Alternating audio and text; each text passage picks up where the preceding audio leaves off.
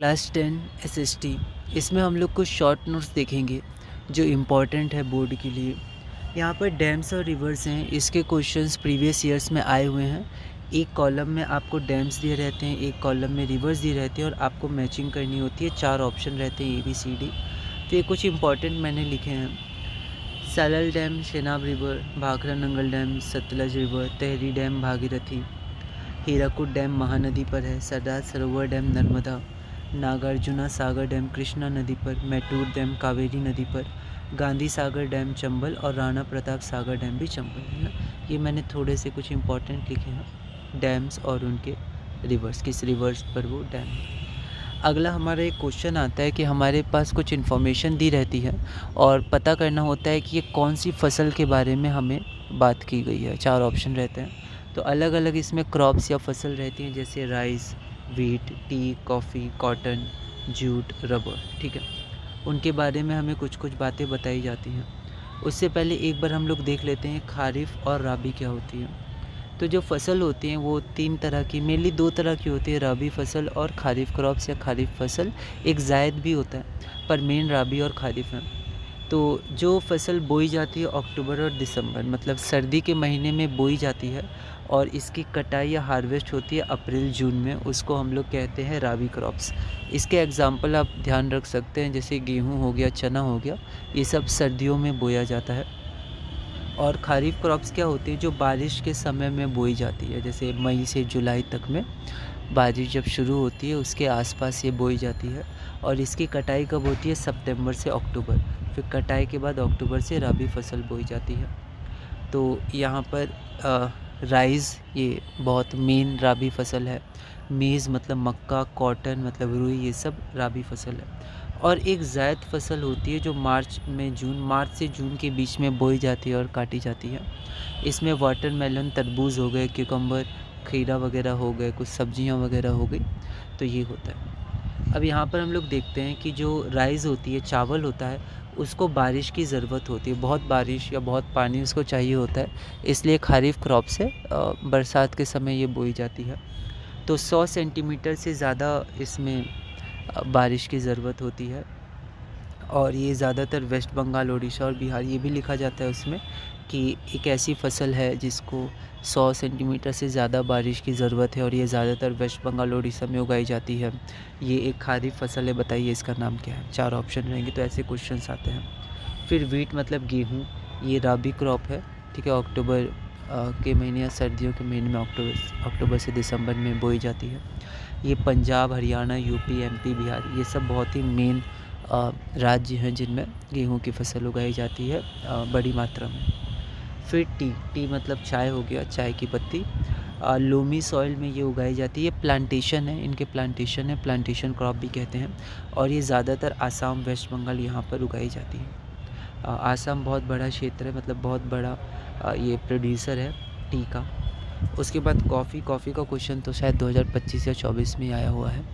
तो कॉफ़ी भी एक प्लांटेशन क्रॉप है और ये ज़्यादातर कर्नाटका, केरला, तमिलनाडु में, और इसका एक अलग एरोमा होता है। एरोमा मतलब एक अलग सुगंध होती है चाय, कॉफ़ी, इन सब की। फिर कॉटन हमारा रुई हो गया, ये खारिफ क्रॉप है और इसमें बहुत ही हाई टेम्परेचर, बहुत ही ज़्यादा टेम्परेचर में ये उगाया जाता है और ये ब्लैक सॉइल में उगाई जाती है, ये हमें ध्यान रखना है। कई बार ब्लैक सॉइल को ब्लैक कॉटन सॉइल भी कहते हैं और ये ज़्यादातर महाराष्ट्र और गुजरात में उगाया जाता है। अगला हमारे पास जूट है। जूट एक गोल्डन फाइबर, इसे गोल्डन फाइबर भी कहा जाता है और सबसे ज़्यादा ये वेस्ट बंगाल में उगाया जाता है और ये खारिफ क्रॉप है। ये भी क्वेश्चन पूछा गया था कि गोल्डन फाइबर किसे कहते हैं, तो जूट को गोल्डन फाइबर कहते हैं। उसके बाद रबड़ भी एक प्लांटेशन क्रॉप है और ये क्वेश्चन पूछा गया था कि ऐसा फसल जिसमें 200 सेंटीमीटर से ज़्यादा बरसात चाहिए। राइस में, चावल में 100 सेंटीमीटर से ज़्यादा बरसात चाहिए, लेकिन जो रबड़ है इसमें 200 से ज़्यादा बरसात चाहिए, सेंटीमीटर से ज़्यादा। और ये ज़्यादातर केरला, कर्नाटका में उगाया जाता है रबड़, है ना। ये भी प्लांटेशन क्रॉप है, 200 से ज़्यादा, 200 सेंटीमीटर से ज़्यादा इसमें बारिश की ज़रूरत होती है। तो ये हमने देखा। फिर उसके बाद हम लोग कुछ रेवोल्यूशन देखते हैं। ग्रीन रेवोल्यूशन में क्या हुआ था कि चावल और गेहूँ इन सब की मात्रा बहुत ज़्यादा बढ़ गई थी जब फर्टिलाइज़र्स का यूज़ हुआ था और पेस्टिसाइड्स का यूज़ हुआ था, HYV सीड्स अलग अलग जब तकनीक आई थी, नई नई विज्ञान की तकनीक, तो इसकी मदद से जो गेहूँ और चावल है इनका प्रोडक्शन बहुत ज़्यादा हो गया था, इनका उत्पादन। और शुरुआत में ये पंजाब, हरियाणा, वेस्ट यूपी मतलब यूपी का वेस्ट भाग है ना, पश्चिम भाग में, वहाँ पर ये सबसे पहले ये आया था और यहाँ पर सबसे ज़्यादा मात्रा बढ़ी थी राइस, चावल और गेहूँ की। उसके बाद हमारे पास है वाइट रेवोल्यूशन। वाइट रेवोल्यूशन मतलब सफ़ेद तो दूध की क्रांति है ना। दूध प्रोडक्शन सबसे ज़्यादा बढ़ा, मतलब बहुत ज़्यादा दूध का उत्पादन फिर बढ़ा वाइट रेवोल्यूशन में। फिर एक ब्लडलेस रेवोल्यूशन है। ब्लडलेस रेवोल्यूशन में क्या था कि ये विनोबा भावे इनके द्वारा ये शुरू हुआ था, मतलब ये आगे बढ़ाए थे ब्लडलेस रेवोल्यूशन को। और इसमें भूदान और ग्रामदान थे, मतलब जो अमीर लोग थे या फिर जो ज़मींदार थे, उन्होंने अपनी ज़मीन गरीब लोगों को दान दी थी। और ग्रामदान मतलब गांव भी दान में दिए गए थे, भू मतलब भूमि या ज़मीन दान में दी गई थी, तो इसको ब्लडलेस रेवोल्यूशन भी कहते हैं। फिर उसके बाद कुछ यहाँ जानकारी है, जैसे पहली जो रेलवे ट्रेन भारत में चली थी वो मुंबई से थाने, थाने एक जगह है, मुंबई से थाने ये गई थी। उसके बाद जो मेजर एयरपोर्ट और मेजर सी पोर्ट्स हैं, ये मैप में बहुत इंपॉर्टेंट है, ठीक है। जो इंटरनेशनल एयरपोर्ट्स हैं और इम्पॉर्टेंट जो सी पोर्ट्स हैं, मैप में इसके क्वेश्चंस पूछे जाते हैं, तो उनका हमें ध्यान रखना है। एक छत्रपति शिवाजी इंटरनेशनल एयरपोर्ट है, ये मुंबई में है। अब यहाँ पर थोड़ा सिविक्स का हम लोग बात करते हैं, पॉलिटिकल साइंस, तो उसमें लिस्ट के क्वेश्चन पिछले साल पूछे गए हैं। 3 तरह की लिस्ट होती है, यूनियन लिस्ट, स्टेट लिस्ट और कंकरेंट लिस्ट। फेडरल पावर में जो डिवीज़न होता है वो स्टेट गवर्नमेंट और सेंट्रल गवर्नमेंट इनके बीच होता है। फिर थर्ड टायर भी आता है, पंचायत के बीच में ही पावर आती है, जिसको डिसेंट्रलाइजेशन कहते हैं, वो सब इंपॉर्टेंट है। पर यहाँ शॉर्ट में मैंने लिखा है यूनियन लिस्ट। यूनियन लिस्ट में क्या होता है कि जो सेंट्रल गवर्नमेंट है वो नियम बनाता है यूनियन लिस्ट में, और स्टेट लिस्ट में वो सब सारी चीज़ें होती हैं जिसमें स्टेट गवर्नमेंट का अधिकार है, वो नियम बनाती है। और कॉन्करेंट लिस्ट में सेंट्रल और स्टेट दोनों गवर्नमेंट के पास अधिकार होता है नियम बनाने का, लेकिन अगर कभी कोई बात हुई दोनों के बीच तो फिर जो सेंट्रल गवर्नमेंट या यूनियन गवर्नमेंट है उसकी बात मानी जाती है। तो कॉन्करेंट लिस्ट में दोनों नियम बना सकते हैं, स्टेट लिस्ट में स्टेट गवर्नमेंट नियम बनाती है और यूनियन लिस्ट में यूनियन गवर्नमेंट या सेंट्रल गवर्नमेंट नियम बनाती है। अब किस किस के बारे में हम लोग नियम बना सकते हैं, तो यूनियन लिस्ट में होता है डिफेंस, फॉरेन अफेयर्स और बैंकिंग, इन तीनों के बारे में नियम बना सकते हैं या बनाती है यूनियन लिस्ट में, ये तीनों होते हैं। फिर स्टेट लिस्ट में क्या क्या होता है, पुलिस, ट्रेड और एग्रीकल्चर।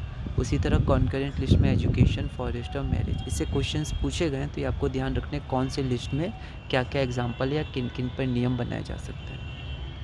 अगला हम लोग देखते हैं फेडरल सिस्टम और यूनिटरी सिस्टम। फेडरल सिस्टम वो होता है जिसमें पावर डिवाइड होती है, सेंट्रल में, फिर स्टेट गवर्नमेंट में, और फिर अगर थर्ड टायर हो तो कम्युनिटी गवर्नमेंट जैसे बेल्जियम में थी, या फिर पंचायती राज इंडिया में।